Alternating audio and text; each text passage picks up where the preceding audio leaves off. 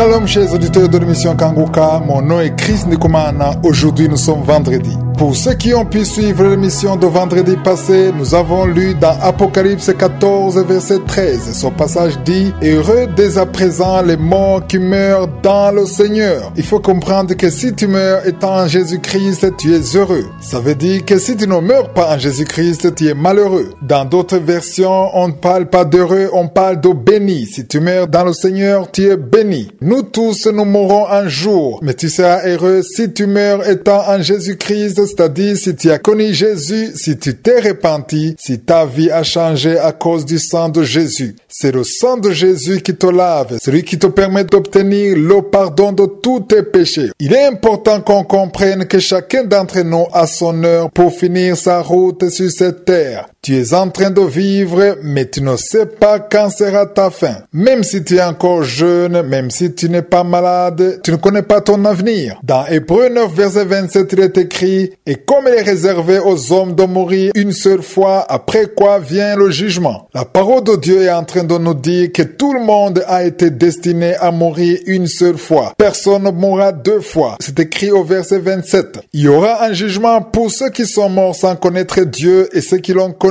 Ceux qui ont connu Dieu, ils verront les bonnes œuvres et ils auront la récompense. C'est ce qui va se passer le jour du jugement. Mais ceux qui seront morts sans connaître Dieu, s'ils sont morts étant dans le péché, sans repentance, ils ressusciteront pour être jugés, un jugement qui leur interdit d'entrer au ciel à cause de leur péché. Le verset 28 dit, de même Christ qui s'est offert une seule fois pour porter les péchés de plusieurs apparaîtra sans péché une seconde fois à ceux qui l'attendent pour le salut. J'aime beaucoup ce passage qui dit « Christ apparaîtra sans péché une seconde fois à ceux qui l'attendent pour leur salut ». Pourquoi chaque vendredi je parle de la vie éternelle, du ciel? C'est parce que je souhaite réellement que ceux qui écoutent Kanguka soient parmi ceux qui attendent Jésus-Christ. Jésus reviendra comme un voleur. Personne ne connaît le jour ou l'heure. Il peut venir demain, il peut venir cette nuit ou le mois prochain. Personne ne sait quand il va venir. Tout ce que nous savons, c'est que les signes sont déjà là. Tout ce qu'il a annoncé comme signe, ça s'est déjà produit. Les guerres, les tremblements de terre, les pestes, les virus que vous entendez actuellement, tous les signes qui précèdent sa venue sont là. Il a aussi dit que la bonne nouvelle sera répandue dans le monde entier. C'est pourquoi nous devons nous préparer. Je le dirai toujours, je répéterai toujours cette parole, que ceux qui ont des oreilles entendent. Je rends grâce à Dieu pour tous ceux qui nous appellent et se repentent.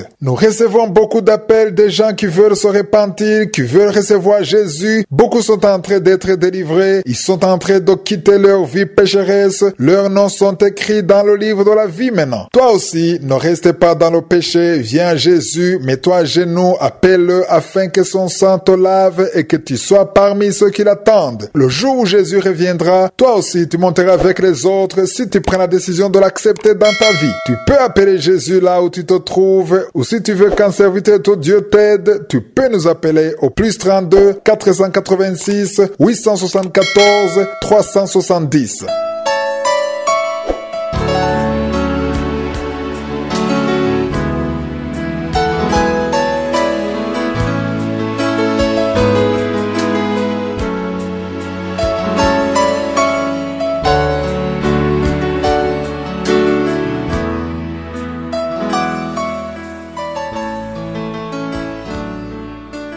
Nous sommes dans la deuxième partie, nous continuons l'étude du livre des Actes des Apôtres. Si vous êtes nouveau, vous pouvez consulter les archives pour voir tout ce qu'on a déjà vu. Nous avons commencé cet enseignement le 20 avril. Nous avons déjà étudié pas mal de choses. Je ne peux pas faire un rappel de tout ce qu'on a déjà vu car notre temps est limité. Je vais donc continuer avec là où on était hier. Hier, nous étions au 12e chapitre. Nous avons vu la puissance de la prière. Hérode était tellement orgueilleux qu'il ne voulait pas honorer Dieu et Dieu a envoyé un ange qui l'a frappé sur place et il est mort. Il est mort rongé par les vers parce qu'il ne voulait pas glorifier Dieu. Ce qui s'est passé ce jour-là, ce ne sont pas des choses qui se passent tous les jours. Ça nous rappelle ce qui est arrivé à Ananias et sa femme Saphira. Ils sont morts parce qu'ils étaient en train de mentir au Saint-Esprit. Il y a des choses qui se sont passées pour que ça nous serve de leçon. C'est pour nous montrer qu'il y a des choses que Dieu n'aime pas alors que nous les considérons comme étant normales. Actuellement, Mentir au Saint-Esprit, on dirait que c'est normal, mais Ananias et Saphira l'ont payé de leur vie. Beaucoup le font aujourd'hui à l'église. Ils mentent à Dieu, ils mentent au Saint-Esprit, mais ils ne meurent pas. Même s'ils ne meurent pas, ça ne veut pas dire que ça ne dit rien à Dieu. Dieu n'est pas du tout content. Il y a beaucoup de péchés qui se commettent à l'église et nous avons l'impression que c'est normal parce qu'on ne voit pas de conséquences directes. Mais ce qui est arrivé dans le livre des Actes des Apôtres, c'était pour nous montrer que ce sont des choses qui ne plaisent pas du tout à Dieu. Hérode se moquait de l'église, il maltraitait les apôtres, il se moquait de Dieu lui-même, ce qui a fait que les gens ont commencé à le considérer comme un Dieu. Je suis envoyé son ange pour que nous comprenions qu'il y a des choses qui ne lui plaisent pas. C'était juste un éclaircissement du pourquoi ce qui s'est passé à cette époque ne se passe plus ainsi aujourd'hui. Ils sont nombreux les gens qui n'honorent pas Dieu aujourd'hui et qui se moquent de lui, mais ils ne meurent pas pour autant comme ça a été le cas pour Hérode. Nous devons juste savoir que ce sont des choses qui ne plaisent pas à Dieu. Et pour celui qui le fait, il y a quelque chose qui meurt dans sa vie spirituellement parlant, même s'il ne meurt pas physiquement. Il faut le comprendre. Même si tu ne meurs pas physiquement, quelque chose meurt spirituellement dans ta vie parce que tu n'as pas honoré Dieu. Au chapitre 13, j'aimerais parler de l'appel de Dieu. Au verset 2, il est écrit: pendant qu'ils servaient le Seigneur et dans leur ministère et qu'ils jeûnaient, le Saint-Esprit dit: mettez-moi à part Barnabas et Saül pour l'œuvre à laquelle je les ai appelés. Beaucoup de gens ne savent pas que l'Esprit de Dieu parle.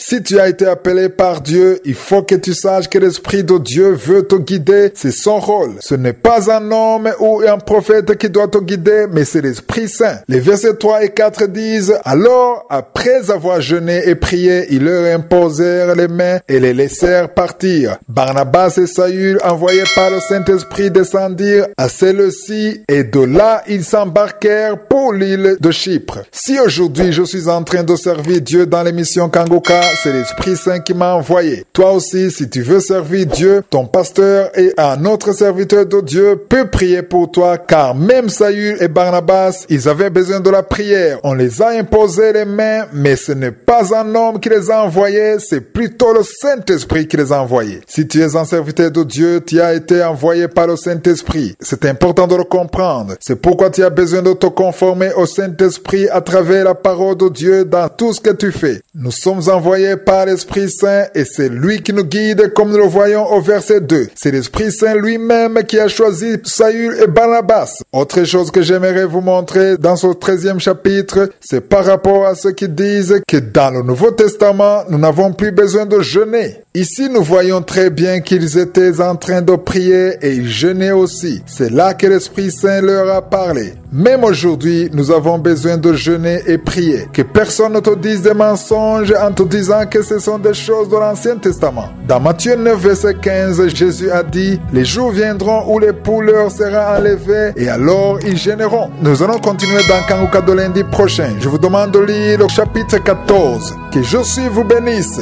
Passez un excellent week-end.